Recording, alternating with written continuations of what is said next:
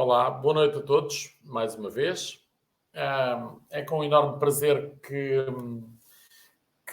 abro este novo webinar em que vamos falar sobre navegação astronómica para totós,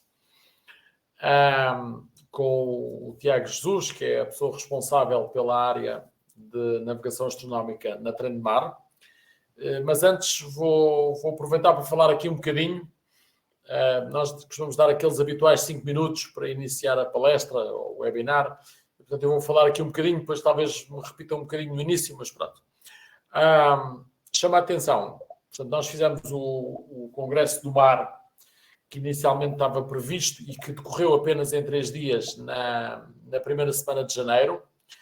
E depois, como houve alguns temas que nós achámos bastante interessantes e que não couberam dentro do Congresso do Mar, resolvemos fazer mais uns webinars. Inicialmente estavam previstos mais 2, que foi o webinar da semana passada e este webinar de hoje. E, entretanto, aproveito para anunciar que vamos encerrar este ciclo com o webinar da próxima quarta-feira, 2 a 8 dias. 2 a 8 dias vamos ter o Tiago Pita e Cunha. O Tiago Pita e Cunha, muitos de vocês não conhecem, mas é um especialista em assuntos do oceano.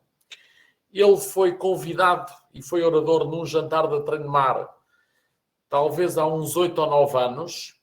Foi um homem que esteve ligado à questão da alteração da área marítima portuguesa, portanto, da área oceânica portuguesa, da extensão da plataforma marítima portuguesa. Não estou a usar os termos exatos, mas foi um homem que esteve ligado a essa área. Tem estado ligado portanto, à Comissão Europeia e aos assuntos do mar, e foi nomeado, portanto, ganhou o Prémio Pessoa 2021, foi capa da revista do Expresso há 2 ou 3 semanas, e, portanto, é um homem dos oceanos, e que vamos encerrar este ciclo com um especialista em oceanos para encerrar o ciclo. O moderador vai ser o David Lopes, que alguns de vocês já conhecem, que foi sócio fundador da Trem-de-Mar, fomos sócios, somos amigos, e o David colaborou connosco numa das sessões do webinar do Congresso do Mar, numa das sessões do Congresso do Mar, e que vai colaborar agora também como moderador com o Tiago Pita e Cunha, 2 a 8 dias, às 21h30. Entretanto, hoje temos o Tiago, mas apareceu aqui uma oportunidade e uma surpresa de última hora. Portanto, quando o Tiago terminar o webinar, vamos ter aqui uns entrevistados especiais que estão num barco, numa situação peculiar, num sítio longínquo, e vamos fazer essa surpresa. Portanto, mantenham-se até ao fim, porque por volta das 10h30, sem pressões, portanto, nós queremos terminar isto tudo às 11 horas, mas antes das 11 horas, numa hora indicativa das 10h30, vamos ter aqui uma surpresa bastante interessante para quem nos segue e para quem gosta destes temas do mar e de navegar. Entretanto, fazemos aquela pausa habitual dos 5 minutos. Eu já estou aqui a falar há muito tempo. Deixem-me só ver. Neste momento já temos 219 pessoas ligadas, que é muito bom. Nós fizemos aqui umas apostas entre eu, o Tiago e o Pedro Pinheiro sobre quantas pessoas quantos participantes diferentes é que estariam presentes, e não vamos revelar ainda quem é que vai ganhar, não sabemos, mas tenho a certeza que vai ser um webinar muito concorrido, atendendo ao número de pessoas que já estão ligadas. Entretanto, já agora, os assuntos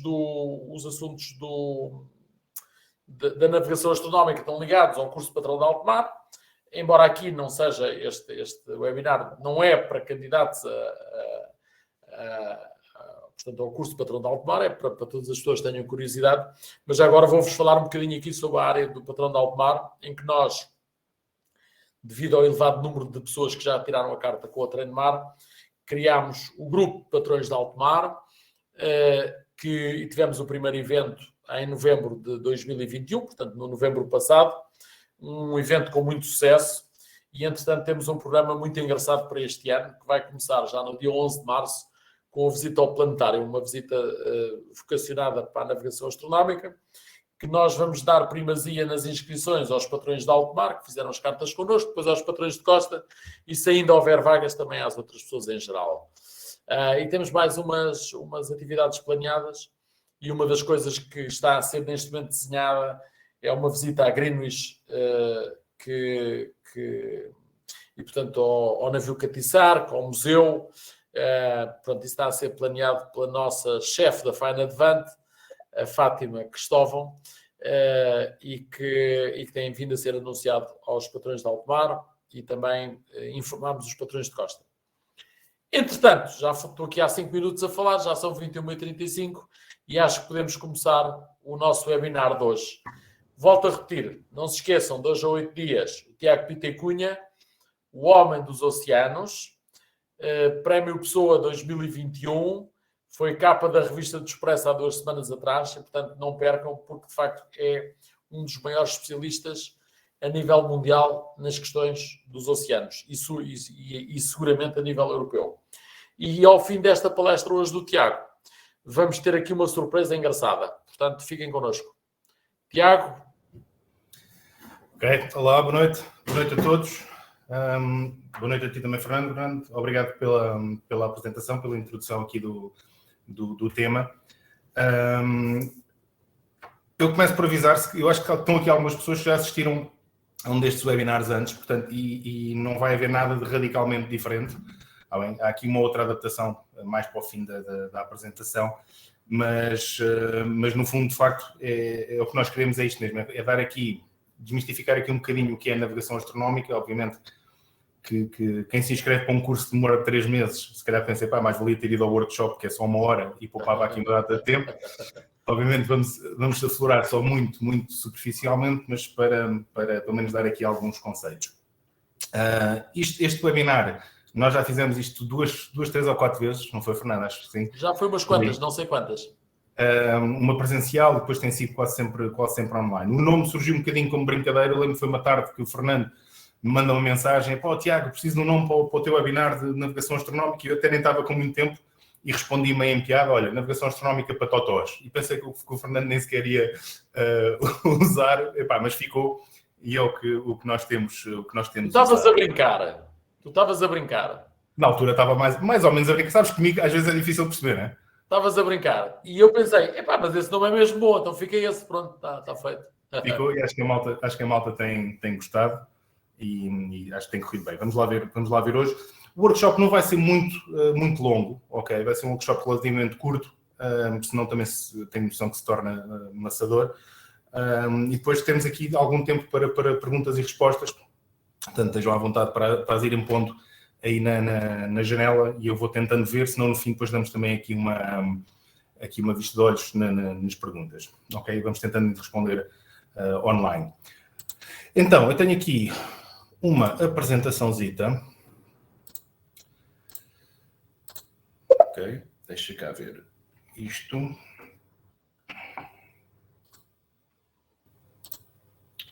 Confirma-me só, Fernando, que estamos. Estamos a ver. Ok, perfeito.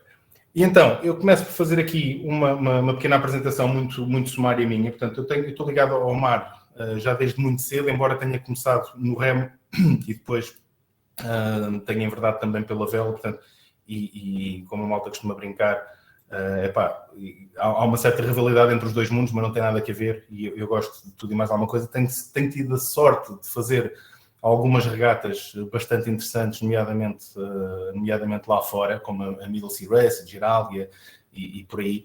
E também essas regatas mais offshore também me despertaram muito a curiosidade e o gosto por estas questões da navegação astronómica. Como o Fernando dizia, portanto, eu colaboro com a Treino Mar quase desde o início, desde 2011, e desde 2017 sou responsável pelo núcleo do Patrão de Alto Mar, da Treino Mar. Tenho essa honra de o fazer. Eu queria também dizer que eu não sou... E é também uma honra para nós, porque não podíamos estar mais bem entregues. Pronto, agradeço. Não sei se os meus alunos concordam contigo, mas pronto. Mas isso eu não quero saber se eles concordam ou não, eu estou a dar a minha opinião. Ok. Só fazer aqui um pequeno disclaimer: eu não sou astrónomo, eu não sou matemático, eu não sou historiador, ok? Portanto, o que eu vos vou dar aqui são alguns conceitos para tentar que vocês percebam e que se calhar até ganhem algum gosto com isto. É curioso que eu acabo sempre por ver nestas apresentações ex-alunos meus, portanto, eles se calhar vêm aqui à procura de aprender qualquer coisa que não conseguiram aprender durante aqueles 3 meses e meio de curso. Vem tentar, finalmente tentar perceber. Exatamente, porque às vezes passar no exame não é tudo, ok? Nós temos aqui uma série de tópicos, parecem muitos, e são alguns, mas vamos tentar cobri-los todos em tempo útil. Explicar aqui um bocadinho porque é que fazemos a navegação astronómica hoje em dia, que parece uma coisa meio anacrónica, não é? Falar aqui um bocadinho dos astros. Vou-vos dar aqui um exemplo prático, que acho que é super útil para perceber e para desmistificar, como eu dizia aqui um bocadinho. E depois introduzir aqui 2 extras que são recentes, que acho que são potencialmente interessantes. Uma coisa que eu devo dizer é que isto da navegação astronómica, da maneira que nós ensinamos, assume que a Terra é redonda, ok? É uma piada que eu costumo sempre fazer. Porquê? Porque há uns moços, ainda hoje em dia, da Flat Earth Society, que continuam a insistir que a Terra é plana. Portanto, isto quer dizer que quem acreditar que a Terra é plana, este não é o webinar, certo? Não é. Mas, por outro lado, mesmo os moços, eles estão um bocado confusos, porque eles dizem que têm membros em todo o globo. Portanto, mesmo os Flat Earth Society members estão em todo o globo. Portanto, mesmo eles estão assim um bocadinho... Contradizem-se, não é? Um bocadinho confusos. Então, porquê é que fazemos navegação astronómica? Por vários fatores. Eu costumo dizer para os meus alunos, o fator primordial é porque eles têm que saber fazer isto para passar no exame. Portanto, se não houver mais nenhuma razão, pelo menos para eles, para passarem no exame, convém que eles saibam fazer. Depois, há aqui um certo romantismo nesta questão de nós olharmos lá para cima para o céu, identificarmos ali umas coisinhas a brilhar e, com mais ou menos dificuldade, conseguimos perceber onde é que nós estamos. E a malta pode pensar, isto é uma grande treta. Não é. E um dos extras que eu tenho hoje para vos mostrar mostra exatamente isso. Depois há outras razões. Quem já fez viagens grandes sabe que é sempre útil ter coisas para fazer, ok? Seja por necessidade, ou seja, só para passar o tempo, vale a pena. Há aqui uma questão também muito importante de redundância, porque se tudo falhar a bordo de um barco, e se nós soubermos até podemos não fazer navegação astronómica até ao ponto de falha, mas vamos registando a posição. E há ali qualquer coisa catastrófica a nível eletrónico. Daí para a frente podemos pegar no nosso sextante, pegar nas nossas tabelas, pegar num lápis e começar a fazer a navegação astronómica. Por outro lado, nós, sem entrar em grandes teorias de conspiração e paranoias, isto é um sistema que é falível. Okay? Portanto, há a possibilidade de o sistema de GPS, por todas as redundâncias que tenha, obviamente, mas quer se fale num cenário assim um bocadinho mais holocaustico, de uma guerra, uma coisa assim, ou até de eventos como, por exemplo, uma tempestade solar muito grande que possa interferir com todo o sistema de geoposicionamento.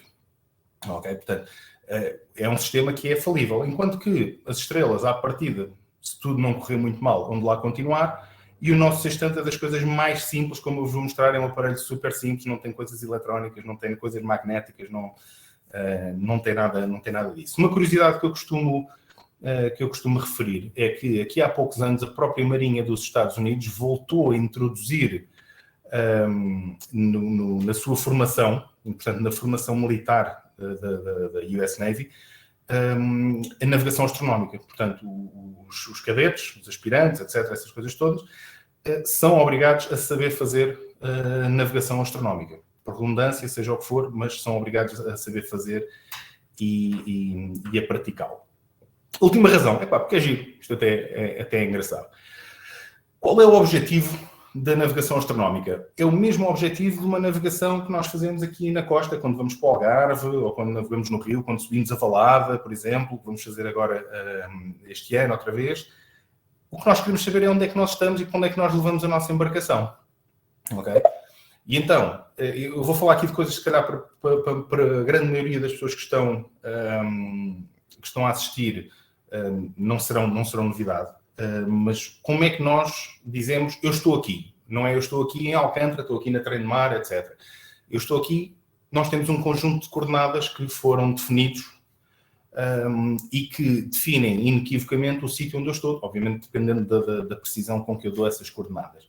E estas coordenadas são, mesmo para quem não as conhece, se calhar já ouviu falar, são latitude e longitude. Portanto, são as duas coordenadas que nós precisamos.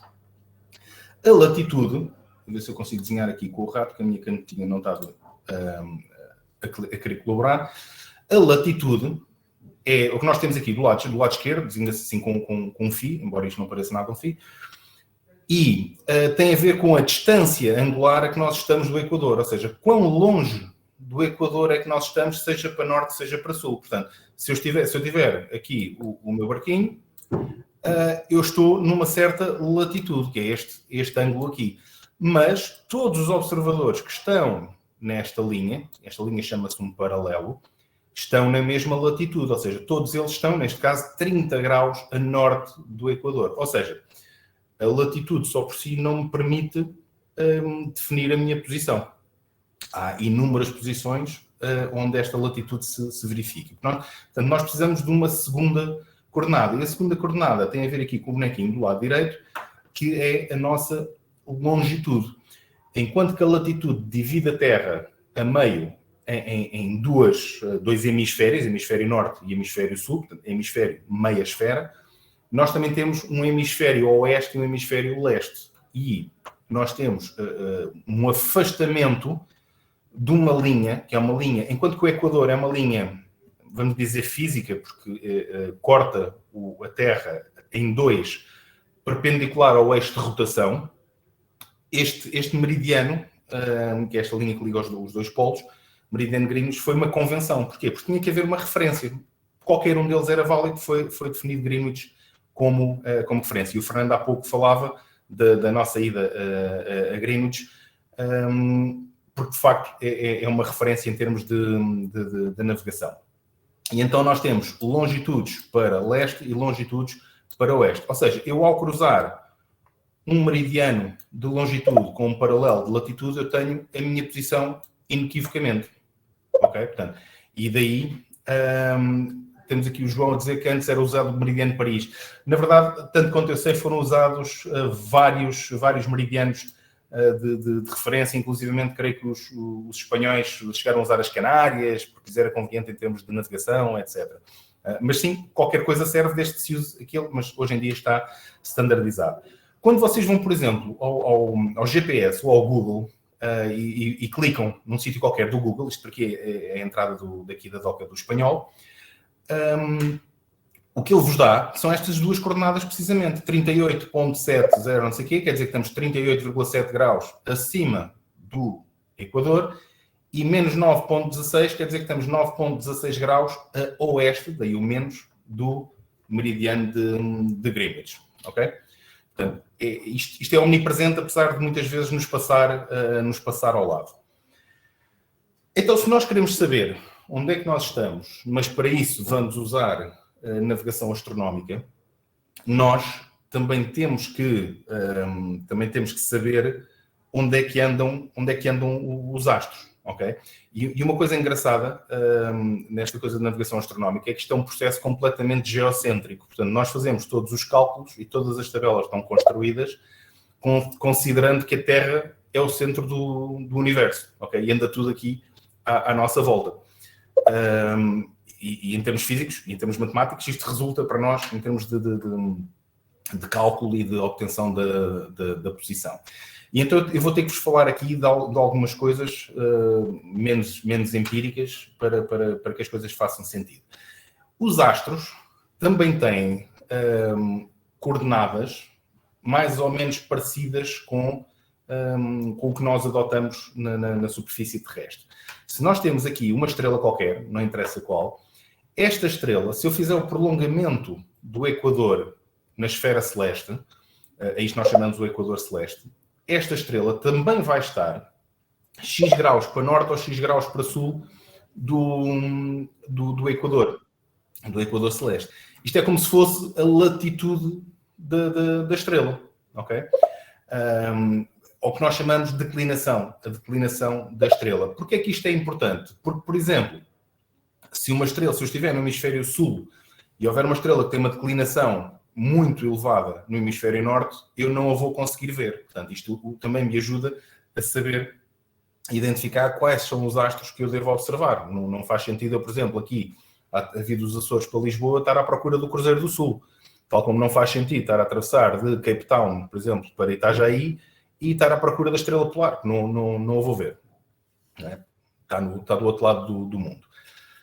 Mas eu não consigo. Isto não é palpável para mim. Isto da declinação, porque eu não vejo o Equador. Eu não consigo ver o Equador. Então, o que é palpável para mim e o que nós observamos no mar são o que nós chamamos as coordenadas horizontais. Ou seja, eu consigo olhar no meu horizonte, eu consigo olhar para um astro e perceber, ok, o astro, aquela estrela, por exemplo, Sirius, está com um azimuth, ou seja, um ângulo em relação ao norte de, vamos dizer, 120, por exemplo, 120 graus a contar a partir do norte.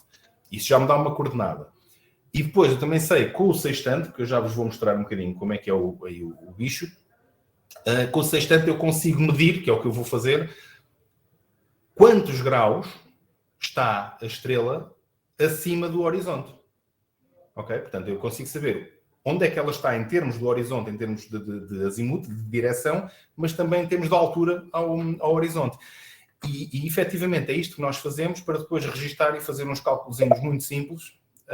Se tiver aqui alguém, patrão de mar, não se ria, mas são cálculos simples, para depois obter a nossa posição.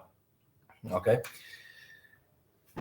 E então, porquê? Porque nós depois, eu vou-vos falar também um bocadinho sobre isto à frente, isto é um método, o método que nós ensinamos, é um método que é usado principalmente, é um método tabular, ou seja, nós não temos que fazer matemática transcendente nem nada que se pareça, nós temos é que saber consultar tabelas que foram construídas por fulanos que efetivamente percebem muito de astronomia e de matemática e trigonometria esférica.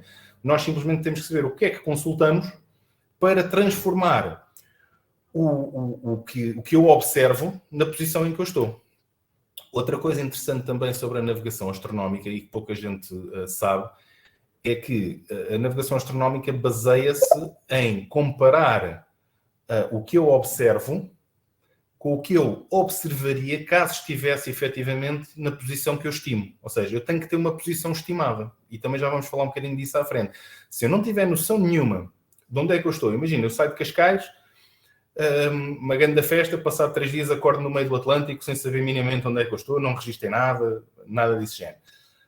Uma das coordenadas é muito fácil de obter, que é a latitude, como nós vamos ver um exemplo prático. A longitude não é assim tão fácil de obter. Há métodos aproximativos, mas se não tivermos uma estimativa, a coisa complica-se bastante.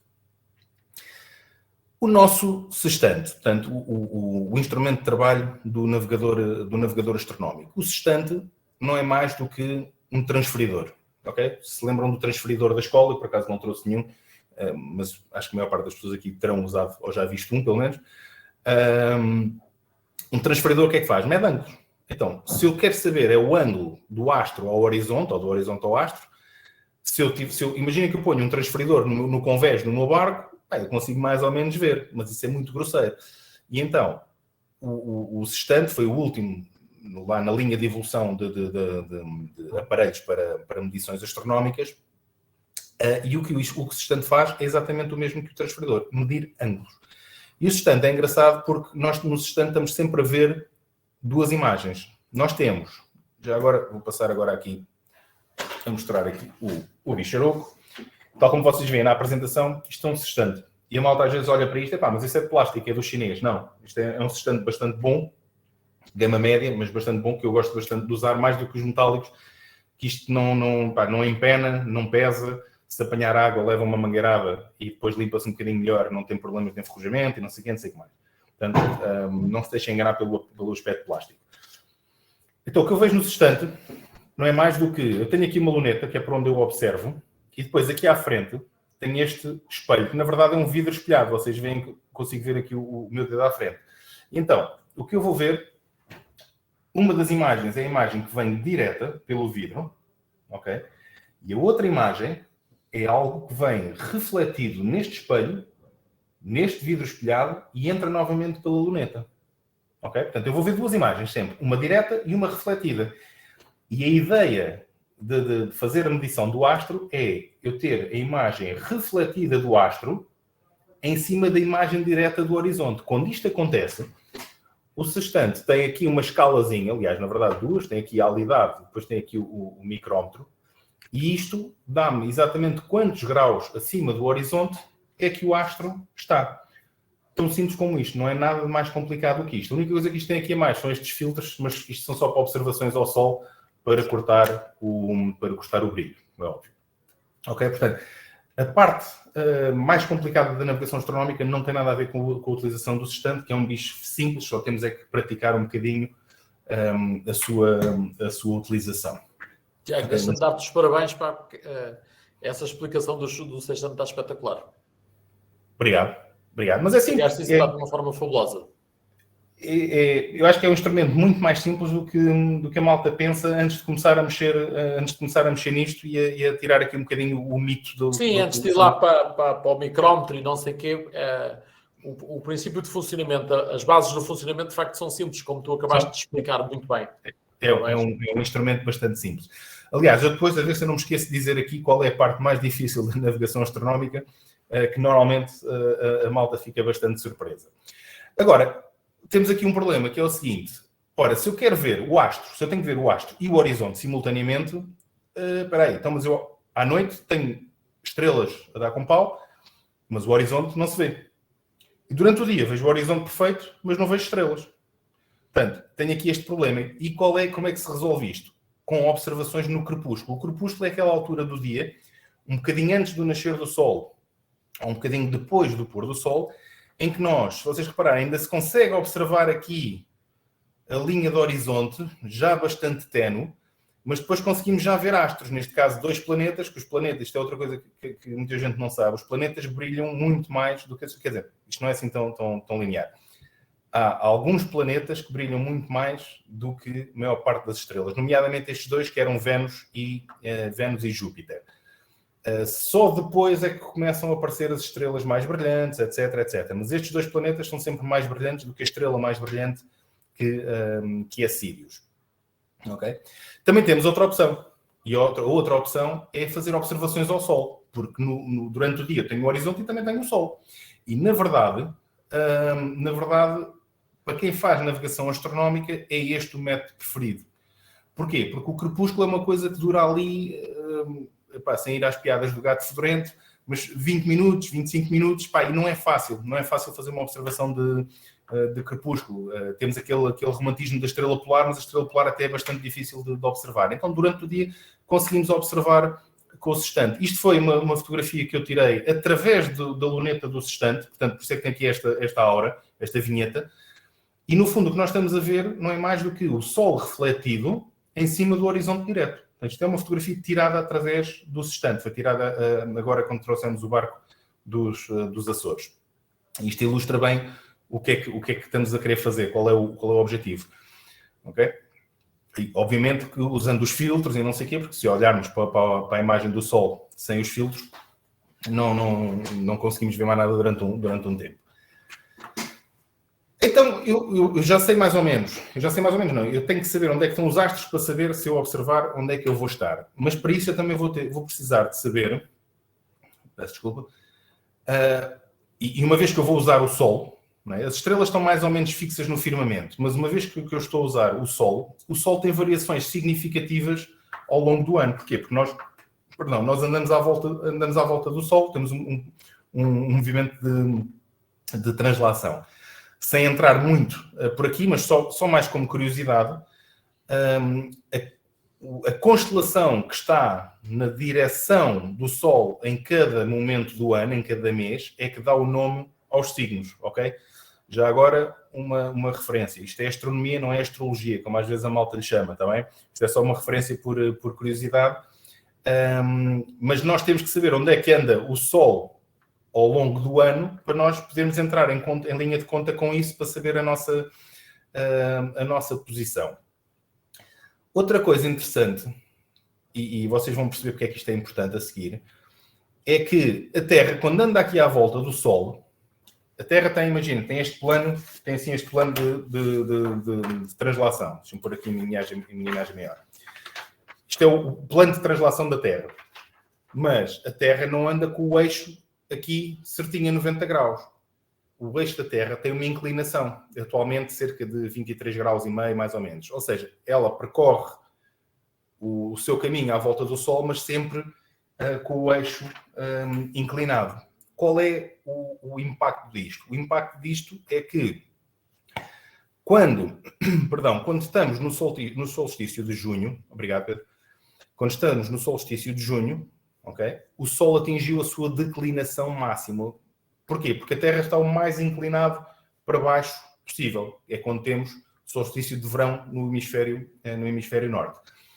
Quando temos o solstício de dezembro, é o solstício de inverno no hemisfério norte, é porque o Sol atingiu o seu ponto mais baixo, a sua declinação máxima para sul. Ou seja, o Sol ao longo do ano não tem sempre a mesma altura. Por isto é que nós, quando olhamos para o Sol, para aí ao meio-dia, vamos falar em meio-dia, no verão vemos o Sol muito alto e no inverno vemos o Sol ali a uns 20 e tal graus do horizonte. Okay? Tem a ver com isto, tem a ver com esta inclinação do eixo da Terra. Este também é o principal causador das estações do ano. Okay? Só por curiosidade.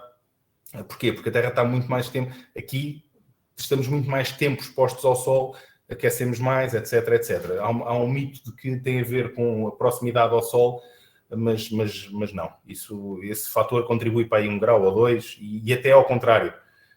No nosso verão nós estamos mais longe do Sol e no nosso inverno estamos mais perto. Okay? Só por curiosidade. Então, só fazer aqui uma gestão de tempo, mas acho que estamos bem. Eu falei-vos, porque nós precisamos então de duas coordenadas, latitude e longitude. São dois bichos completamente diferentes. Okay? Porquê?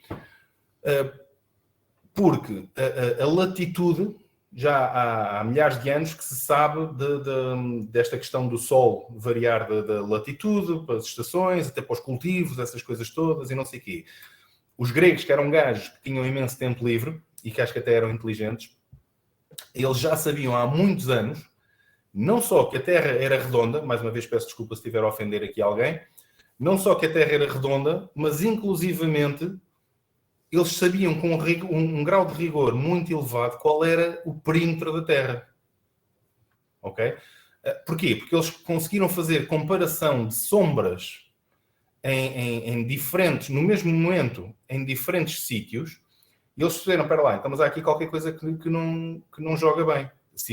Para isto acontecer, geometricamente, e os gajos em geometria, álgebra, não sei o quê, eram barra, eles conseguiram perceber que isto converge aqui num ponto central e será este o centro do meu planeta, e aí ter o raio, o perímetro, etc., da Terra. E eles também conseguiam saber, então, espera aí, a partir do tamanho desta sombra, também sei se estou muito para baixo ou muito para cima em latitude.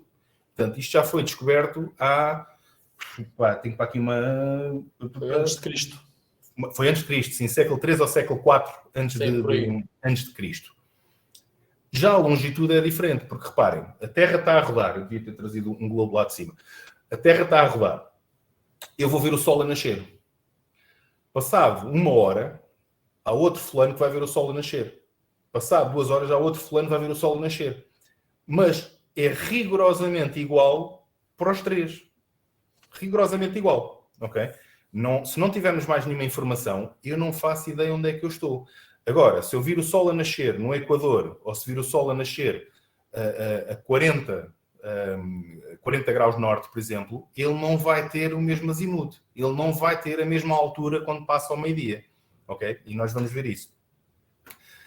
Portanto, o problema da longitude foi um problema que só foi resolvido há cerca de 200 anos, por estranho que pareça. Ou seja, todos os descobrimentos portugueses foram feitos com grande precisão em termos de latitude, mas com menos precisão em termos de longitude. E havia métodos assim, muito macacos de tentar contar a velocidade e não sei o quê, não sei o que mais. Nós, na navegação astronómica, usamos, como eu vos disse, isto é um método tabular. Portanto, o que nós vamos usar, temos aqui do lado esquerdo o que eu costumo dizer que é a Bíblia do navegador astronómico, ou do patrão do alto mar, que é o Almanaque Náutico. O Almanaque Náutico diz-nos onde é que, dia a dia, hora a hora, minuto a minuto e segundo a segundo, onde é que deve estar cada astro. Ok?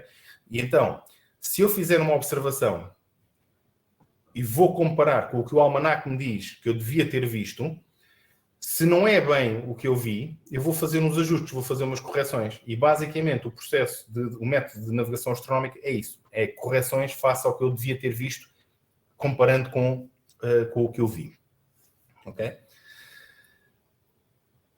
Entrando aqui, antes de irmos ao exemplo prático, entrando aqui nos eixos de referência ainda, começamos agora a relacionar-nos a nós com os astros. Eu tenho, deixa eu ver se eu consigo desenhar aqui, acho que sim. Eu estou aqui X graus acima do Equador, portanto eu tenho aqui a minha latitude. Ok? Mas depois eu posso ter... isto é uma perspectiva um bocadinho egocêntrica, é uma perspectiva um bocadinho egocêntrica da nossa concepção do nosso planeta, que é uma coisa muito grande. Ao nível astronómico,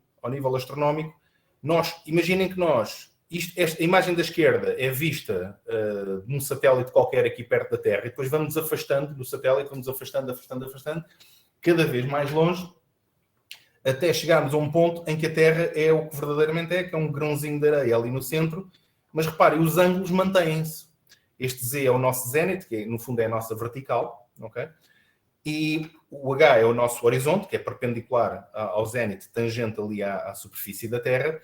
E quando a Terra se torna tão pequenina, tudo isto vai convergir ali no centro, ok?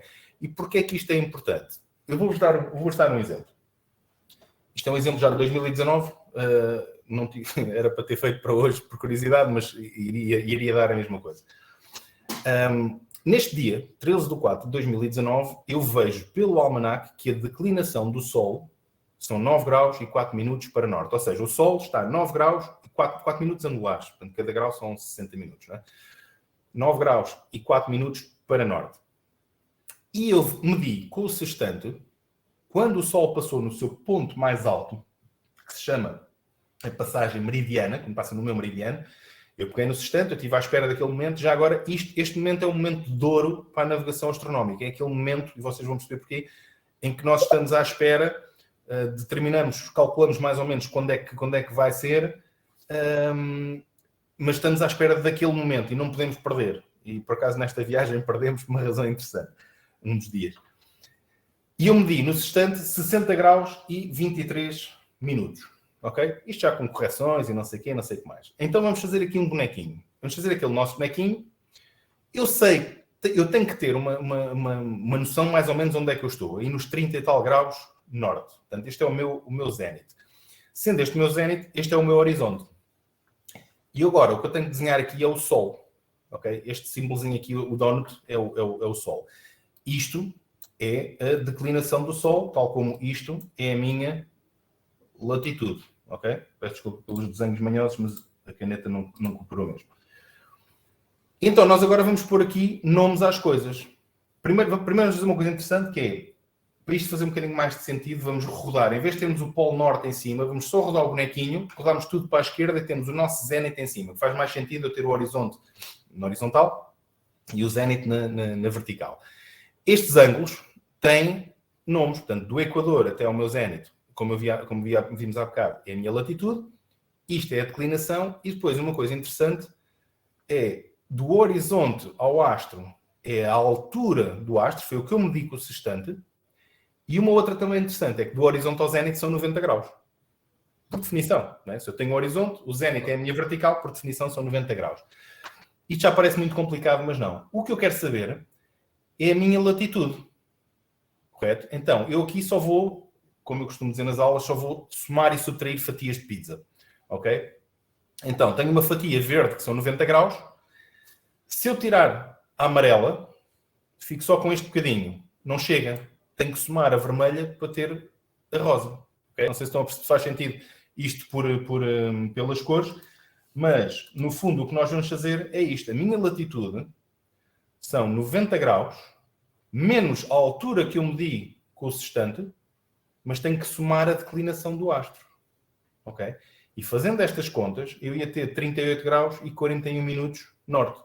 Isto era a minha latitude.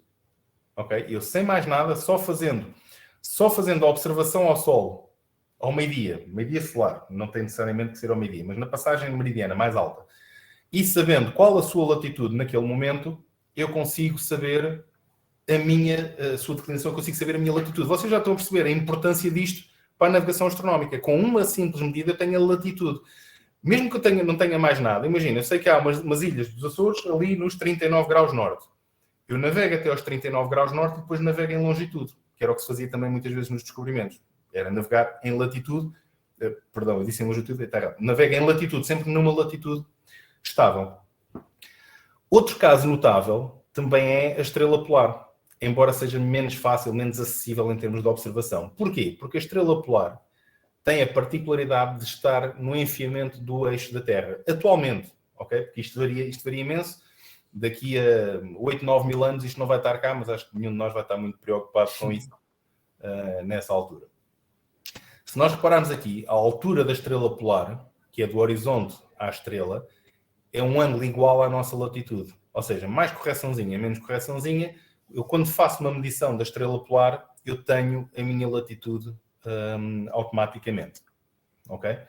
Portanto, são dois métodos super simples de ter a latitude. Observação ao Sol na passagem meridiana e a medição da estrela polar.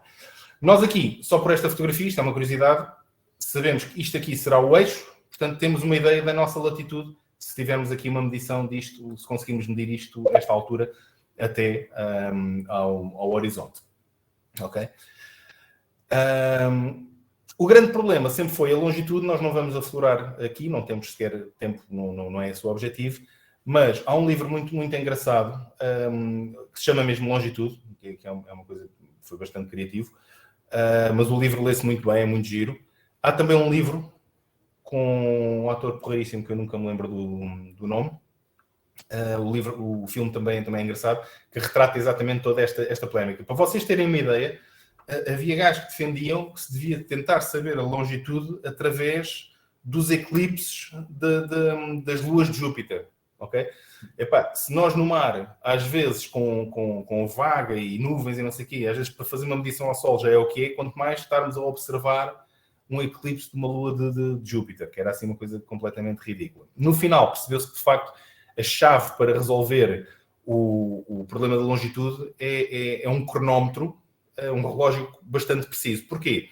Se o almanaque diz-me que, por exemplo, o Sol vai nascer às 6 horas da manhã em Greenwich.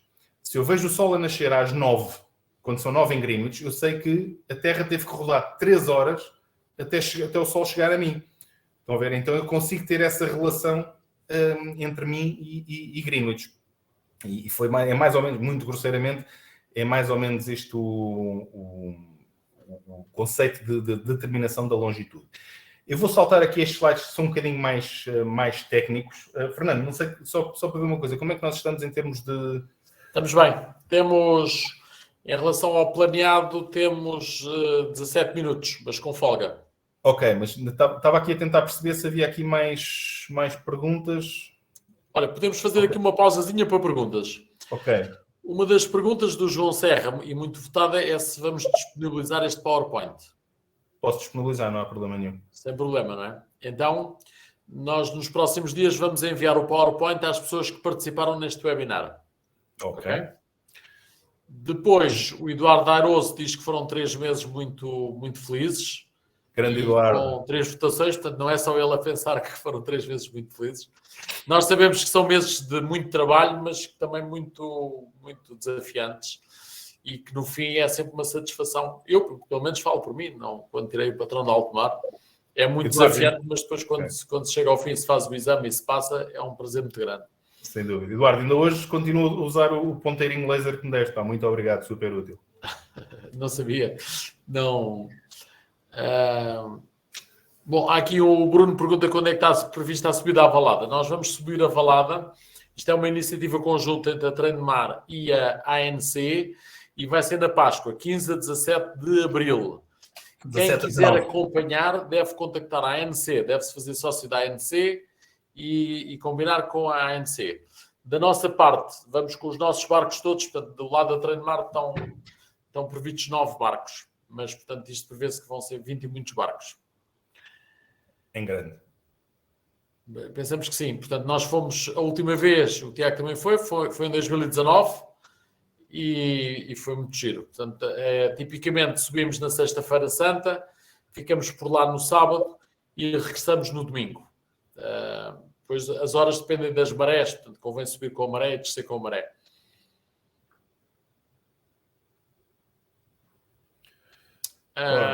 Estou aqui a percorrer, portanto, parece que há aqui um construtor de astrolábios.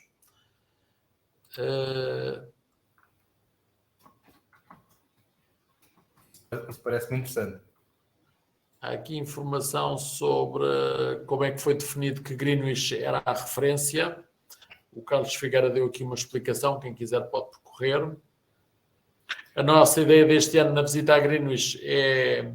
Eu estive em Greenwich há talvez uns 20 anos e na altura estava longe de saber que ia ter a minha vida muito próxima da navegação, mas já era geógrafo na altura e adorei a visita a Greenwich. E estou cheio de vontade de lá voltar. É em Greenwich que está o primeiro relógio que permitiu medir com rigor a longitude dos lugares. Portanto, que era um relógio que funcionava no mar. Acho que está aqui mais ou menos percorridas as questões, Tiago. Sim, fizeram uma pergunta sobre o modelo do sextante, mas eu vi que o Freitas respondeu. Obrigado, Freitas. Sim, é um Davis, um Mark 25. Há aqui uma pessoa que pergunta onde é que se pode comprar um sextante. Qualquer loja de preços marítimos, sem querer, nós não somos afiliados com nenhuma, portanto, se calhar não vale a pena, mas também há quem os mande vir pela net e às vezes arranjam umas promoções engraçadas, tendo em conta que a maior parte deste material vem dos Estados Unidos ou da Inglaterra e hoje em dia a probabilidade de ficar na alfândega é relativamente elevada. Estou aqui a percorrer e para além dos muitos votos de boa noite, não estou a ver mais nada, por isso se calhar podes prosseguir, Tiago. Ok, então vou continuar aqui com a nossa apresentaçãozinha. Vou saltar aquela partezinha ali mais técnica que eu acho que não vamos tirar grande sumo dali, mas... Depois no final, se quiseres falar um bocadinho sobre o Gago Coutinho e o Sacadura Cabral... Está aí. Houve aqui alguém que mencionou o João Serra. João Serra. E como nós falámos há uns dias sobre este assunto, se quiseres falar um bocadinho sobre isso, era interessante. Vamos. Isso foi uma sugestão. Espera aí, porque é que eu consegui fazer aqui isto? Não, estamos aqui. Ok. Foi uma sugestão que me foi dada inclusivamente e já lá vamos. É um daqueles 2 extras que eu vos falei. Deixa-me só, não resista a esta. Desculpa lá. O Jorge Veiga está a perguntar como é que se compra uma t-shirt como esta. Espetáculo. É muito fácil. Contactam a Trendmar. Nós temos lá t-shirts à venda. Isto custa, acho que é 10 euros. Portanto, temos lá t-shirts para venda. Isto é Skipper Zone. Cuidado com os skippers. Sobretudo com aqueles que tiraram o curso na Trendmar. Mas a t-shirt está engraçada. É uma brincadeira nossa. E, portanto, deixa lá ver se isto se vê. Aqui está com reflexo, mas é isto. Skipper Zone, ainda temos algumas para venda, ok? Portanto, contactem a Trendmar. Podes continuar, Tiago. Desculpa lá este momento de venda. Não. Ia só mostrar mas foi aqui... porque apareceu aqui uma questão. Ia só mostrar aqui o branding agora. Os autocolantes. Então, grande Jorge, um abraço aí para a Noruega. Era o Jorge da Noruega. Era Jorge Veiga. Então, boa, Jorge, um abraço, pá. Temos aí uma travessia do Mar do Norte agendada com ele. Exatamente. O Jorge Veiga, exatamente. Jorge Veiga. Então, só aqui para vos mostrar um bocadinho o que é que se faz com isto. Isto parece complicado, mas não. Mas no fundo, nós depois de termos as nossas observações e fazermos ali umas correçõezinhas, o que nós vamos mesmo fazer é comparar, como eu vos disse, comparar o que eu vi, que eu observei, com o que eu deveria ter observado, caso estivesse efetivamente onde eu estimei que estava, E depois vamos obter aqui umas linhazinhas de posição, que são estas com as setinhas e não sei o quê, e o cruzamento deles dá-nos o nosso famoso ponto astronómico, que é o ponto onde nós, se tudo correu bem, estamos. Okay? Se fizermos bem os cálculos e bem as observações e não sei o quê. Então, precisamente, um dos extras, uma das curiosidades que eu trazia aqui hoje, e que me fui desafiado por um nosso aluno também agora destes últimos cursos do ano passado, o Pedro Bento, é que este ano comemoram-se os 100 anos da ida ao Brasil do Gago Coutinho e do Sacadura Cabral, que por sua vez foram lá para celebrar os 100 anos da independência do Brasil. Tem sido sempre dado muito ênfase à parte tecnológica do avião e não sei o quê, que na verdade não foi só porque aquilo, pronto, não era fácil, estavam a fazer algo inovador. Mas uma das coisas, e porque é que isto encaixa bem aqui? Porque uma das coisas que foi uma invenção, foi uma grande inovação e que foi uma coisa assim, tipo, fora de série, foi que o Gago Coutinho, que era cartógrafo, ele desenvolveu um sextante com um horizonte artificial, um horizonte de bolha artificial. Creio que a certa altura até tinha dois, um de verticalidade e um de horizontalidade. O que é que isto permitia? Permitia que fizessem observações astronómicas sem ter o horizonte visível. Eu disse-vos que isto temos que observar os astros com o horizonte, e isto permitia que não tivéssemos o horizonte. E como os aviões muitas vezes voam acima de linhas de nuvens, não tinham o horizonte e conseguiram fazer. E a verdade é que eles conseguiram chegar lá com uma precisão fantástica, que muitos anos depois ainda não era conseguido nem nada que se parecesse. Há quem use isto para navegação náutica, mas acaba por não fazer muito sentido, porque muitas vezes o nosso problema é, se houver nuvens, nós não vemos o astro. Portanto, até podemos ver o horizonte, não vemos o astro. O horizonte temos sempre mais ou menos garantido, exceto à noite. Só que nós também, à velocidade a que andamos com os barcos, se não fizermos observações durante 6, 7, 8 horas da noite, também não é por aí que nos perdemos. Portanto, isto era a primeira curiosidade que eu trazia aqui. A segunda foi uma brincadeira, foi nesta vinda dos Açores, com o censo, em que demorámos 6 dias e picos. Obviamente que levávamos toda a eletrónica e mais alguma, ok? Não há aqui purismos. Portanto, íamos com navegação de GPS, etc. Mas eu resolvi ir fazendo navegação astronómica durante todo o caminho, ok? Ia-me entretendo, ia fazendo, ia validando, e a malta ia-se divertindo. A fazer... Oi, peço desculpa. E pronto, e lá ia fazendo, havia sempre aquela altura do dia em que era rigoroso, mais ou menos. Foi quase sempre observação meridiana, uns crepúsculos, mas uma coisa assim muito menos fiável. E a curiosidade que eu vos trago... e atenção, eu fiz isto sem qualquer rigor académico. Eu fazia aqui algumas aproximações para fazer os cálculos rápido e não sei o quê, mesmo para validar. O que eu queria validar era se uma pessoa sem aquele rigor das décimas se conseguia fazer este tipo de navegação. E a verdade é que se consegue. E eu vou-vos mostrar aqui as diferenças de posição dos vários dias. Os pontos azuis são os pontos de GPS, os pontos vermelhos, porque eu ia comparando sempre e tentava não viciar o resultado. Os pontos vermelhos são os pontos astronómicos, portanto, tirados com a navegação astronómica. No primeiro dia, cerca de 20 milhas de falha, porque foram os dias mais complicados. Houve alguém que vinha ao leme e cambava de meia hora e não registava no logbook. Obrigado, Pinheiro.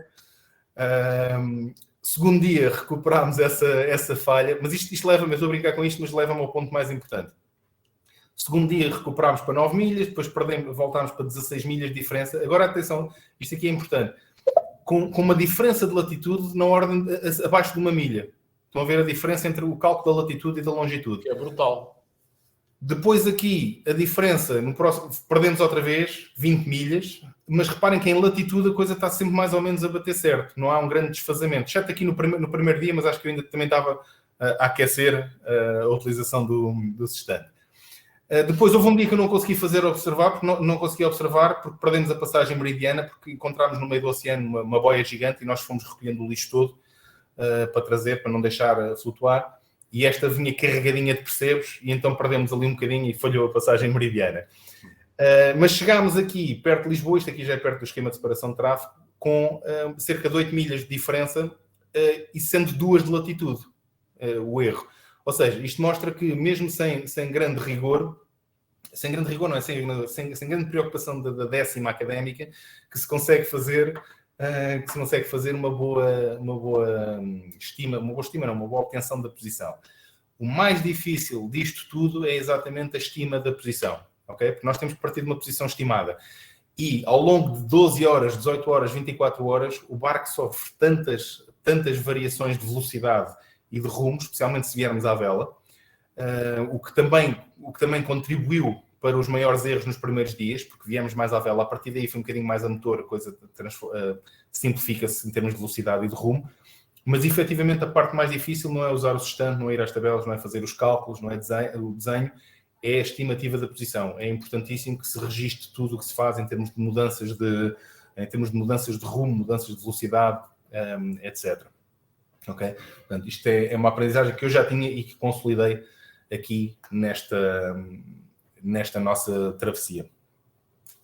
E pronto, isto era o que eu vos queria mostrar hoje. Estamos aqui, o Pinheiro a dizer tudo eu. Estava aqui a seguir as perguntas, não sei se, entretanto, se já tens aí preparado. Com base na posição estimada, calcula um ponto. Depois usa esse 9 ponto para afinar a posição estimada. Sim, é verdade. Se o nosso erro, e eu fazia isso, se o nosso erro foi de 20 milhas, por exemplo, pode haver ali uma corrente que eu não considerei, pode haver ali algo, e eu, para a próxima estima, vou entrar com isso em linha de conta, é verdade. Isso é exatamente o processo da estima. É quase como se fosse um quarto problema da estima a nível oceânico. Não seria possível utilizar o primeiro cálculo como uma segunda posição estimada? Não sei se percebe exatamente a pergunta, mas se calhar tem um pouco a ver com o que eu respondi ao Luís antes. Portanto, nós vamos afinando, eu vou vendo que há ali um erro. Imagina, o meu cálculo está sempre a dar um bocadinho mais para o oeste. Se calhar eu estou a subestimar a velocidade, ou a subestimar, neste caso seria subestimar. E vou tentar entrar com isso em linha de conta no próximo. Ok, era o mesmo. Boa. Que o Flávio dizer que a RTP passou no programa Visita Guia à primeira travessia do Atlântico. Ok, exatamente. Para 1922, um desafio brutal, sem dúvida alguma.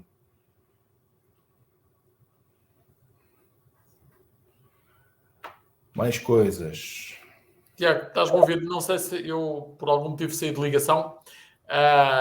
Depois da simplicidade com que tu apresentaste isto, o António Jesus pergunta qual é então a maior dificuldade da navegação astronómica, porque isto assim parece demasiado simples. Tal como eu disse, a maior dificuldade é a estima da posição. Depois a confiança que nós temos, e também não vou mentir, não é? É uma segurança muito boa, eu estou ali a fazer a minha navegação astronómica. Isto para ser 100% a sério, era eles vedarem o GPS à minha pessoa e eu só fazer navegação astronómica, está bem? Isto era para ser a 100% a sério. Porque é sempre uma segurança ter ali o GPS, mas vamos lá ver. A dificuldade é, além da estima, a prática. Okay? Se tivermos prática, não há problema nenhum. Por exemplo, as primeiras vezes que se faz uma observação de distante, se calhar demoramos 5 minutos ou 10 minutos. Depois, com prática, demora-se 10 segundos. E com precisão. O Flávio Dias está aqui a mencionar um programa da RTP sobre esta travessia do Atlântico Sul. Sim, eu falei sobre isso, deve ter sido quando ficaste agora desligado. Eu passei aqui uns momentos sem rede, sem perceber porquê. Okay. Muito bem. Mais coisas. O facto de haver altas vagas contribui de alguma forma para obter o ângulo no sextante? Sim. Mas na verdade, isto é uma coisa que nós não conseguimos perceber muito bem como é que o cérebro funciona, não é? A verdade é que o cérebro adapta-se para já à questão da ondulação. Não sei se aí o tema é a ondulação ou se é a obtenção do horizonte. Se for a ondulação, o nosso corpo adapta-se e às tantas o barco estar a oscilar ou não é quase igual. Aquilo acaba por ser um movimento muito orgânico, ok? Já o termos vagas grandes e isso poder camuflar o horizonte verdadeiro, sim, isso pode ser um tema. ok? Mas é assim, mais vale nós falharmos por 20 ou 30 milhas do que não ter uma posição. Aqui, esta fotografia que tens foi a nossa primeira patrão de alto mar, não foi? Foi a Andreia, exatamente. Foi a primeira patrão de alto mar formada aqui na Treino de Mar. Neste momento, acho que já são cerca de seis meninas patrão de alto mar. Não sei de cor. Tenho a ideia que não são tantas. Epá, eu acho que são, porque olha, só no jantar de patrões de alto mar estavam 4. Estavam 4, que era a Alexandra, a Fátima, a Catarina e a Margarida. Catarina e Margarida, 5, claro. Certo. Estavam essas 4, mas esta jovem 5. E estou-me a esquecer de outra que não me lembro quem é agora. Eu devia saber de cor.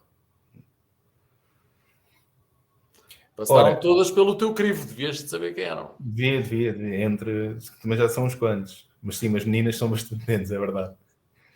Um dos aborrecimentos da náutica, da navegação astronómica é ter de levar o almanaque impresso na viagem ou a alternativa. A alternativa, eu fiz batota, ok? Mas é uma batota simpática. Se repararem, tenho aqui um tablet onde eu tinha tudo, a papelada toda em formato eletrónico. Ok? Portanto, em vez de estar a levar os calhamaços todos, tenho tudo ali em formato eletrónico. É uma batotazinha. Mas, por outro lado, a única coisa que eu não levei foi peso. Porque até é mais fácil consultar em papel, nos livros, do que estar ali no tablet de um lado para o outro. Okay? Portanto, foi só mesmo para poupar. Deixa-me só relevar aqui. O Francisco Albino diz que a última National Geographic também teve um artigo sobre a travessia do Gago Coutinho e Secadora Cabral. Ok. A técnica dos polinésios de navegação. Filipe, lamento imenso, mas não faço ideia. Ainda bem que eu avisei no início que não sou historiador, ok?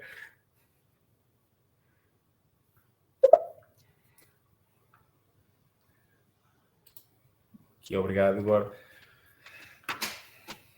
curiosamente, comecei a ler um livro, como é que se chama? Kon-Tiki, e que tem um pouco a ver com esta pergunta, creio eu. Tinha a ver com a descoberta das ilhas, saída da América do Sul, mas ainda não o acabei. Aliás, comecei a ler na viagem, portanto, ainda falta um bocadinho. Há um Pedro Cartaz que pergunta, já viste esta, Tiago, ou não? Do Pedro Cartaz, usando o horizonte artificial, se é necessário descontar a altitude. A altitude.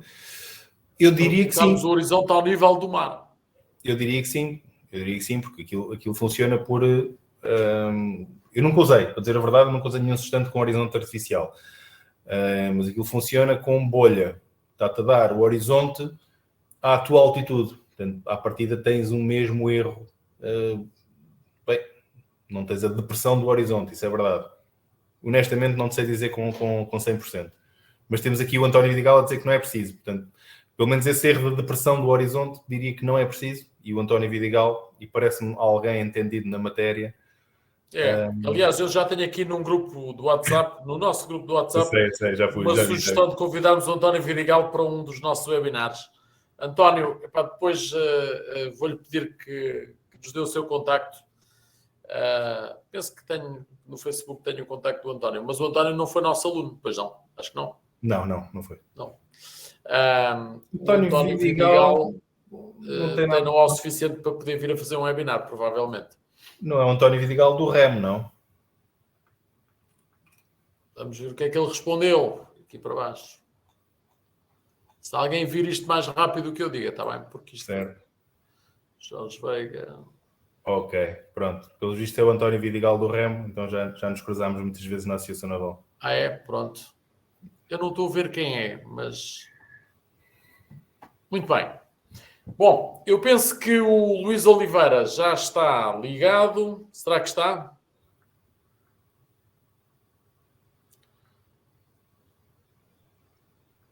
Luís Oliveira, aí está.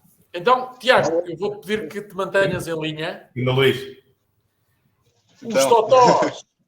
Os totós que quiserem continuar connosco. E o Luís está com a t-shirt da Treino de Mar. Maravilha. No Hemisfério Sul. Portanto, os totós quiserem continuar connosco, acabou a navegação astronómica para totós, fica agora aqui uma conversa de totós. Tiago, mantém-te aí, vamos manter aqui uma conversa com o Luís. Luís, estás-me a ouvir? Estou a ouvir muito bem. Consegues Também falar? estão a ouvir bem? Muito Estão-me a ouvir? Muito bem, muito bem. Olha, Luís, eu disse só que tínhamos uma surpresa, não disse o que era. Então diz lá, onde é que tu estás? Ora, neste momento estou em Punta del Este, no Uruguai. Aqui dentro de um positivo, não é? Diz? E estás muito positivo. Pois, efetivamente acusei positivo para Covid, então estou aqui confinado ao barco. Muito bem. Então conta lá, como é que foste aí parar? Como é que se chama o barco, etc. Pronto, este barco, Cachalote, é um RM 1370, é um barco de 43 pés. Está neste momento a dar uma volta ao mundo, inserido numa organização do grupo Gran Lares, que é de vários fabricantes de barcos, que é a comemorar os 500 anos da circunnavegação. E então, havia vários percursos disponíveis para fazer esta volta ao mundo, e um dos percursos é a passar, portanto, contornar a América do Sul. Não, neste caso não pelo Estreito de Magalhães, mas pelo Estreito de Beagle, um bocadinho mais abaixo. E nós estamos... e quem está a fazer esta volta ao mundo é um italiano, que é o dono do barco, que tinha este sonho de dar a volta ao mundo, chama-se Andrea. Uhum. E então ele tinha este sonho de dar a volta ao mundo, e depois surgiu esta oportunidade de introduzir-se neste rally e está a fazer. Entretanto, ele desafiou um amigo meu, que é o Olmo, também italiano, que foi meu aluno na Treino de Mar, na Carta de Marinheiro, em 2018. Olha, conta lá, portanto, o Olmo, quando veio à Treino de Mar tirar a Carta de Marinheiro, ainda não percebia nada disto, ou já percebia alguma coisa? Nada. Foi o primeiro contacto que ele teve com náutica. Portanto, ele vivia aqui em Portugal e veio tirar a Carta de Marinheiro à Treino de Mar, foi isso? Exatamente. E depois tu deste no curso de vela ou como é que foi? Não, o curso de marinheiro. Ele tirou a carta de marinheiro inicialmente. Muito bem. E depois estivemos a trabalhar juntos numas lanchas que eram a Hello Boat. Marítima turística, sim. Portanto, trabalhámos juntos, ele depois ficou entusiasmado com a náutica, começou a procurar saber mais, começou a fazer mais trabalhos e dedicar-se mais à vela. E depois, acho que foi em 2019 que surgiu-lhe a oportunidade de fazer uma travessia Lisboa-Açores num barco de uma pessoa, que efetivamente era este barco, era a viagem inaugural deste barco. Ele, pronto, correu muito bem, ele adorou, e efetivamente ele dedicou-se totalmente à vela. Ele é agora um deckhand profissional, já esteve a trabalhar na Grécia, também trabalhou também em Lisboa, em várias marítimas turísticas, e entretanto surgiu esta oportunidade de acompanhar o André nesta volta ao mundo, e ele agarrou essa oportunidade. Quando começaram a planear a coisa e viram que, ok, vamos passar ali a Patagónia, uma zona complicada, e possivelmente até vamos passar o Cabo Horn, se calhar é preciso mais umas mãos para ajudar. E ele desafiou-me. E eu, claro, isto é um sonho, e aproveitei e cá estou. Portanto, estão aí vocês os três sozinhos no barco, é isso? Sim, isto depois há aqui muita política à mistura. Na realidade, eles dois já foram liberados portanto, já saíram de isolamento. Só eu é que, como acusei positivo, tenho de esperar mais 2 dias do que eles para poder sair do barco. Olha, então, vocês estão no Uruguai, certo? No Uruguai, sim. Punta del Este. Então, exatamente. Então vou contar, desde que eu me juntei aqui à aventura. Eu juntei-me em Itajaí, no Brasil. Portanto, no dia 4 de janeiro. juntei-me a eles, saímos logo, nesse dia tirámos o barco da água, limpámos, já estava com o fundo muito, muito sujo. Pronto, fazer assim uns últimos preparativos e arrancarmos. Eram mais ou menos 650 milhas até Punta del Este. Fizemos uma pequena paragem pelo meio, ficámos ancorados só para evitar um vento de proa que iria surgir. E continuámos por aí adiante, chegámos a Punta del Este. Pronto, fizemos os procedimentos normais, que é fazer o teste PCR à chegada.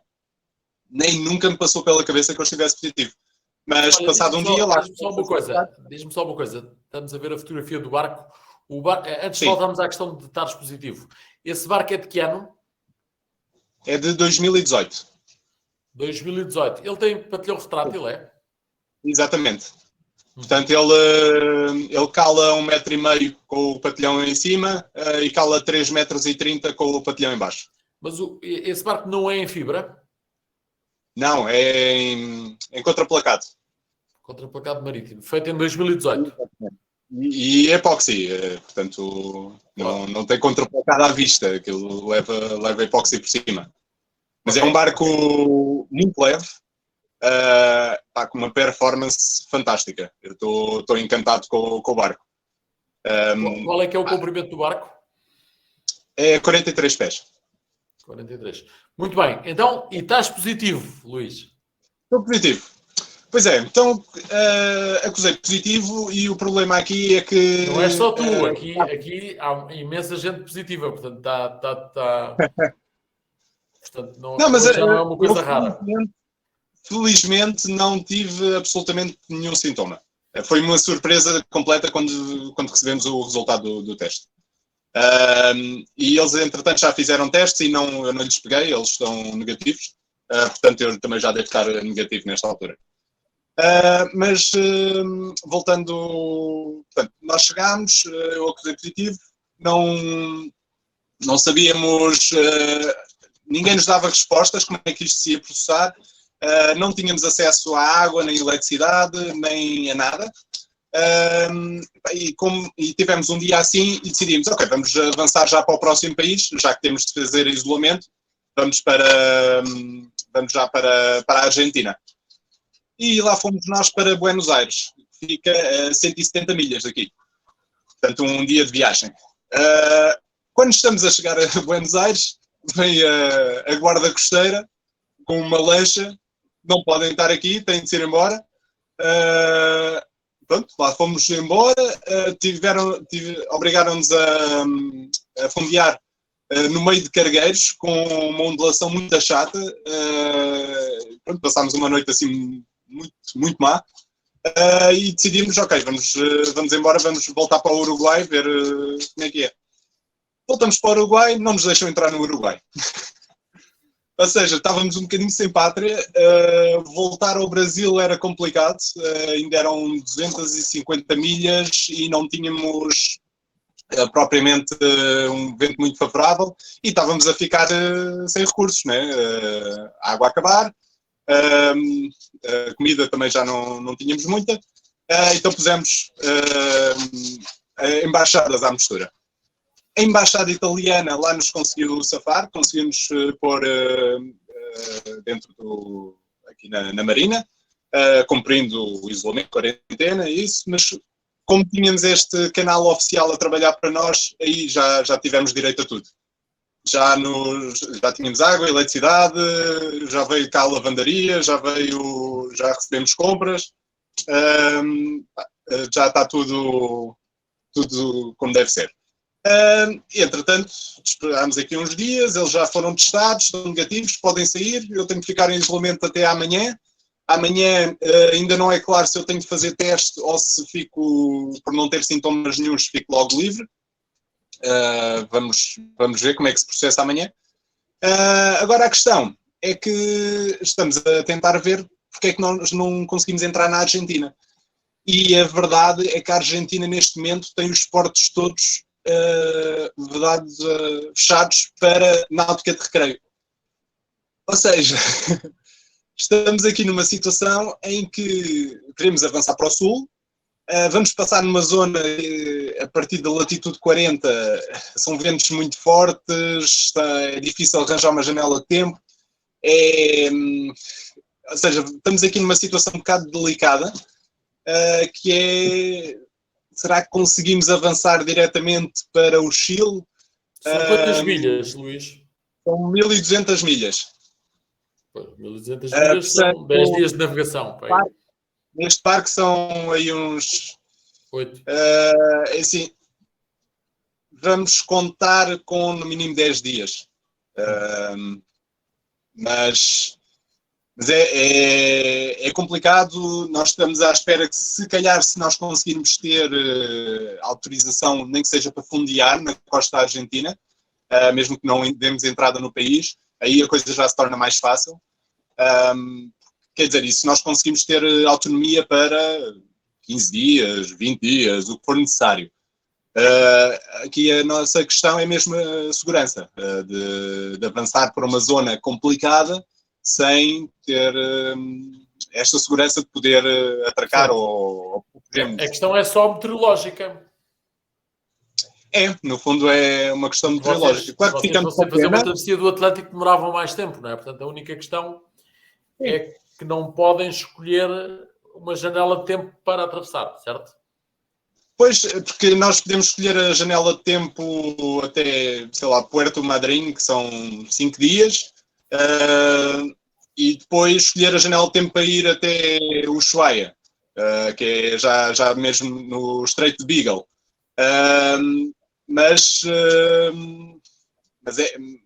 se não conseguimos parar em Puerto Madryn, a meio caminho, vai ser difícil nós arranjarmos uma janela de tempo que nos permita fazer esta viagem toda. Estamos aqui numa situação delicada, estamos em contacto com as embaixadas, também ainda não é certo que possamos entrar no Chile, ou seja, é esta coisa, assim, velejar é, entre aspas, fácil.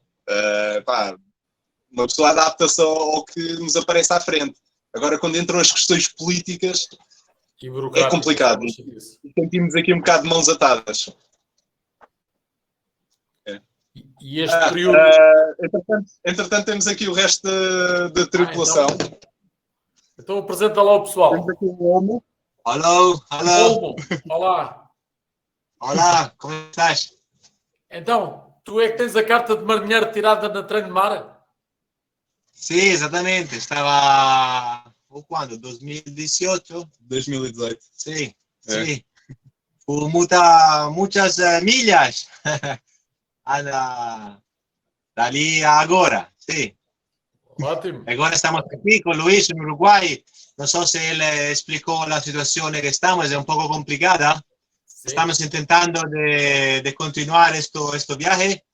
E vamos ver, eu expliquei. E vamos ver como é que vai ser daqui para a frente. Vão conseguir, é uma questão de tempo, mas vão conseguir. Sim, queremos acreditar que sim. Estamos positivos. Esperamos. Boa, Olmo. Parabéns, hein? Parabéns também. Obrigado, até já. De inveja, pá. Boa. Ok. Tchau. Tchau. Vou ver se... Eu acho que o André também está... Não, André já foi. André saiu. Pronto. Okay. Eu vi há bocadinho o André a chegar, mas ele entretanto saiu. Ainda temos mais um tripulante, que é um cão. Posso lá. Que está a fazer para... O cão. Ele se calhar foi passear o cão. Dá-me só um bocadinho? Então deixa estar. Pois é. O André foi buscar o cão. Foi passear o cão. Mas o cão é tripulante da embarcação. Portanto, está a fazer viagem convosco, sim. Claro. Sim, fez... neste momento o barco já tem 17 mil milhas. E, portanto, o cão não tenho certeza se fez todas, mas fez grande parte de certeza. Isso fez. Olha, e o André é o atual dono da embarcação? Exatamente. Não é o primeiro dono. Como? É o primeiro dono do barco? É o primeiro dono. Desde o início. Foi ele que mandou fazer o barco ou comprou?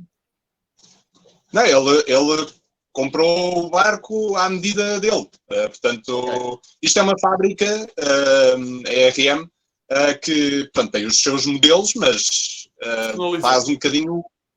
Sim, personaliza o barco à medida do que a pessoa pretende. Não é uma fábrica que tenha barcos em stock, faz barcos por encomenda. E depois há aqui uma série de pormenores que foram adaptados para uma navegação assim, oceânica. Portanto, a navegação que ele iria fazer. Por exemplo, temos 3 risos na vela grande. Temos uma trinqueta permanentemente montada e a genoa, portanto é muito fácil de usar. Temos 4 velas para trabalhar à frente da genoa, portanto temos uma código 0, temos 2 spinakers assimétricos e temos como é que isto se chama? Um parasailer.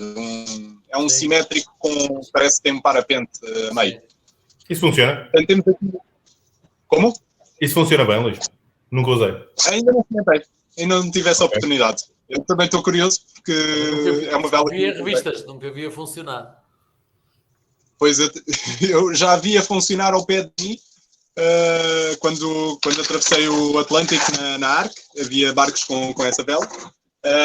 Mas eu usar nunca usei, não tenho ainda nenhuma opinião formada sobre isso. Olha, diz-me lá uma coisa, o André é moço para que idade?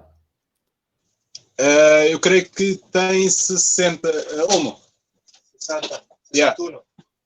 61. 61. E portanto agora a vida dele é velejar, é isso? É isso. Espetáculo. Agora dedicou-se a isto. Então e para onde é que ele vai a seguir? Depois dessa vossa aventura, onde está previsto tu estares com eles, depois para onde é que vai? Pronto, eu irei sair, se tudo correr bem, vamos chegar ao Chile, né, à costa do Chile, possivelmente Valdívia, e eu sairei nessa altura, e eles depois vão continuar pelo Pacífico para a Ilha da Páscoa, Tahiti. Fazem a travessia toda do Pacífico. Sim, exatamente. Espetáculo. Portanto, foi a minha condição aqui de participação foi que podia estar até 3 meses. Que tenho um bebê em casa e mais do que isso para mim ia-me custar muito. O Leonardo, não é? O Leonardo. O Leonardo. Muito bem. Luís, Tiago, não sei se queres perguntar mais alguma coisa. Epá, eu acho que em perguntas ficávamos aqui a noite toda. Pá, só dizer muito de inveja da boa, pá, espero que resolvas aí esse problema logístico o mais breve possível e que continues aí a viagem a curtir e a mandar-nos imagens para a gente ir roendo de inveja. Eu também espero que sim. Muito bem, Luís. Epá, muito obrigado. Este tipo de exemplos fazem-nos sonhar, pá, e fazem-nos pensar fazer outras coisas fora da caixa, pá, por isso, obrigado por este momento. Daí um abraço ao Olmo e parabéns ao André por poder ter essa vida. Mas o Olmo, nós damos um gosto especial, um tipo que veio fazer o marinheiro connosco, hoje estar a fazer uma aventura destas invejável. Portanto, dá-lhe um abraço por mim e traduz-lhe, por favor, aquilo que eu disse. Está bem, está bem. Acho que vamos terminar por aqui, não é? Tiago e Luís. Ok. Muito obrigado a ambos. Pá, foi mais um webinar fabuloso. Com a parte dos totós, pá, muitíssimo bem explicada da navegação astronómica e com esta finalização aqui com o Luís Oliveira. Muito obrigado e até 2 a 8 dias com Portugal e os Oceanos com o Tiago Piticunha. Obrigado. Boa noite. Obrigado a todos.